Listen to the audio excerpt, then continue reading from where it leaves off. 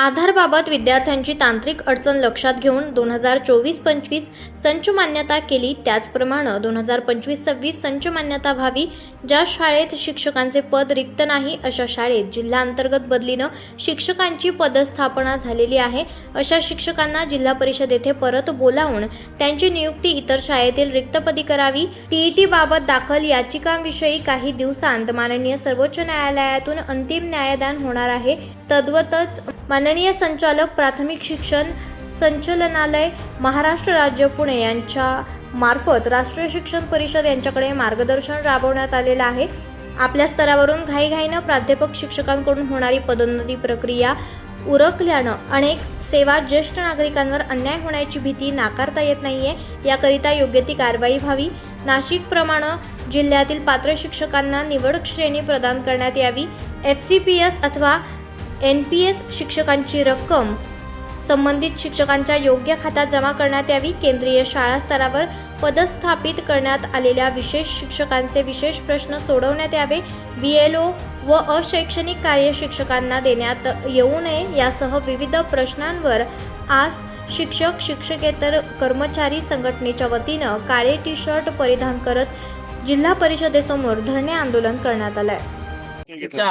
शिक्षकांच्या अनेक मागण्या आहेत। त्या मागण्यांपैकी महत्त्वपूर्ण ज्या मागण्या आहेत त्या मागण्यांसाठी आज शिक्षक शिक्षकेतर कर्मचारी संघटना जिल्हा शाखा नांदेड व राज्य कार्यकारिणीच्या मार्फत इथे आम्ही आज जिल्हा परिषदेसमोर आंदोलन केलेलं आहे।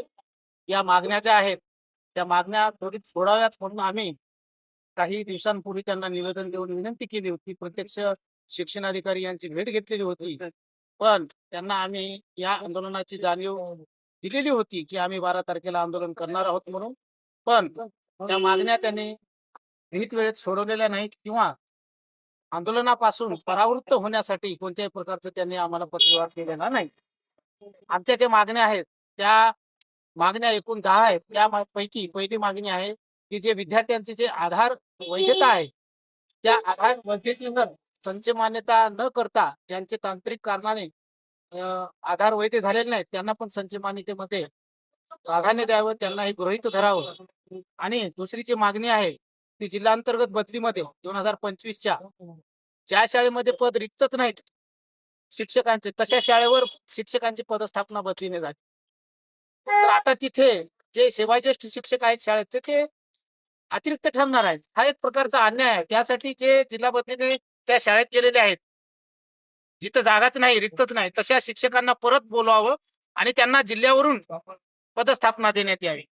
त्यातल्या त्यात नो टीईटी बिफोर RTE असं म्हणणं आहे की RTE लागू होण्याच्या अगोदर जे जे शिक्षक नियुक्त झालेले आहेत त्यांना टीईटीची अट राहू नये ही आमची मागणी आपण प्रशासनाला कळवावी।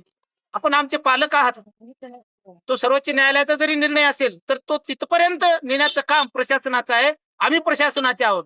आमची विनंती त्यांना आहे की टीईटीची सक्ती आम्हाला करू नये, कारण का आताच्या स्थितीला टीईटीची परीक्षा पास होणं ही फार कठीणाईची बाब आहेच, पण परीक्षा देण्यासाठी अवधी आमच्यासारख्या सिनियर शिक्षकांना अवधीच नाही। त्या बाबतीत त्यांनी विचार करावा। तदनंतर जे निवड श्रेणीला पात्र शिक्षक आहेत नाशिक जिल्ह्यामध्ये ज्याप्रमाणे निवड श्रेणीची यादी निघाली पुरवणी त्याप्रमाणेच आपण कोणत्याही प्रकारची अट वगैरे न ठेवता आम्हाला निवड श्रेणी देण्यात यावी। तदनंतर इसवी 2005 पूर्वी जी जाहिरात निघालेली आहे आणि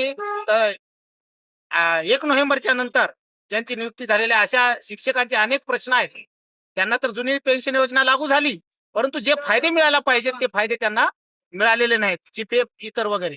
तर त्यांना त्वरित त्यांच्या ज्या काही मागण्या त्या पूर्ण व्हाव्यात। DCPS च्या ज्या काही कपाती झालेल्या आहेत त्या त्यांच्या खात्यामध्ये जमा करण्यात याव्यात।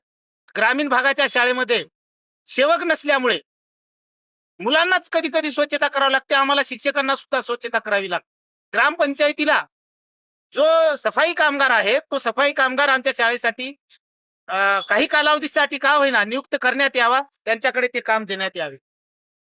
आता पूर्वीचे जे विशेष शिक्षक होते आता ते केंद्र शाळेवर दिलेले आहेत, तर त्या केंद्रीय शाळेवर दिलेल्या विशेष शिक्षकांना इतर कामे कोणतेही लावल्या जात आहेत।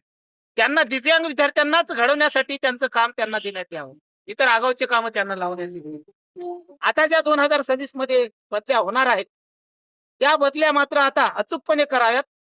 जे संवर्ग 1, 2 यांच्या ज्या काही तपासण्या आहेत संवर्ग निहाय सक्षम प्राधिकरणामार्फत योग्यपणे पूर्णतः तपासणी झाल्याशिवाय त्यांना बदलीचा जो काही अर्ज आहे तो भरण्याची संधी देऊ नये. आणि शेवटची जी काही मागणी आहे आमची ती म्हणजे BLOचं काम आमच्या शिक्षकांच्या खांद्यावर देऊ नये. इतकं वजन होऊन चाललंय की आमच्या विद्यार्थ्याकडे दुर्लक्ष शिक्षकांचं होत आहे. आणि वरून तर म्हणतात की जर तुम्ही काम केलं नाही तर तुमच्यावर गुन्हा दाखल केला जाईल, अशी एक आजच्याच प्रजावाणीच्या पेपरला बातमी आलेली आहे. तर अशा बातम्यांमुळे शिक्षक गांगरून जात आहेत.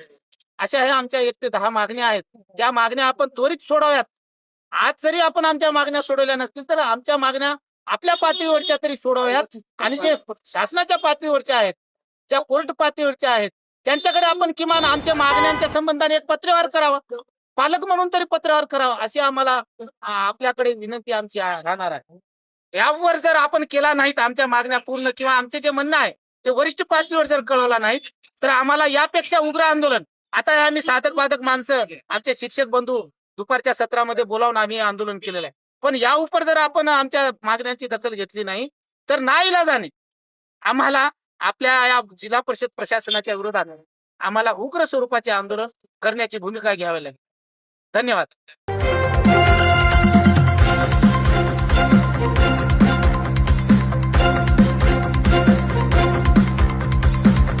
समाज साधना न्यूज, समाजहितासाठी सदैव अग्रेसर.